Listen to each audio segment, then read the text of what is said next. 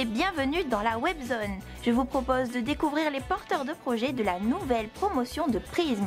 Aujourd'hui, on commence avec Ray Tiniré, déjà à l'origine de Mataray, une entreprise exploitant des drones.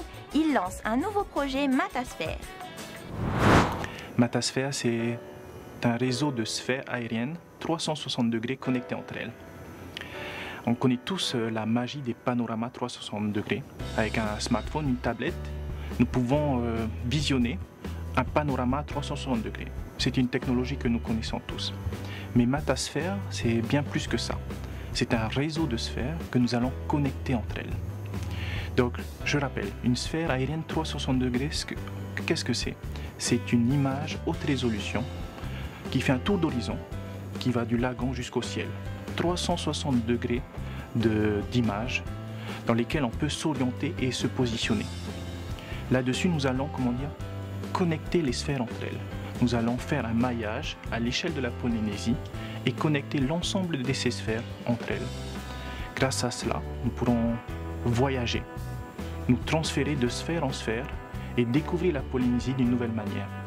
Je souhaite, au travers de cette technologie, de cette application-là, rendre la Polynésie beaucoup plus accessible, voilà, et surtout de manière interactive. Voilà. Matasphère va se présenter avant tout sous la forme d'une banque de données, de très grande envergure sur l'ensemble de la Polynésie. Nous visons sur l'année 2018 l'acquisition de 1200 sphères et nous espérons dans les prochaines années atteindre notre chiffre cible qui sera de 5000 à 8000 sphères. Donc avant tout, Matasphère, c'est une banque de données, mais elle va pouvoir se décliner sous différentes formes. Nous espérons sortir une application mobile très rapidement pour offrir aux touristes, mais aussi aux résidents et aux professionnels cet accès à l'aérien, cet accès à des vues aériennes facilement.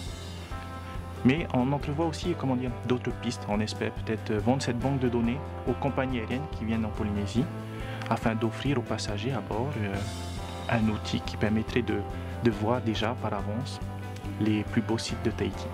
Je suis très fier d'avoir intégré l'incubateur Prism car ça m'apporte une structure.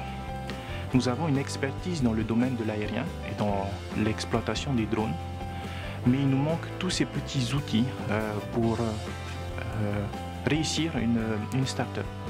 Le marketing, la communication, comptabilité, tous ces domaines-là ne nous semblent pas assez performants. Et donc j'espère au travers de l'incubateur pouvoir gagner de la connaissance, du savoir et mieux me structurer pour l'avenir. Voilà.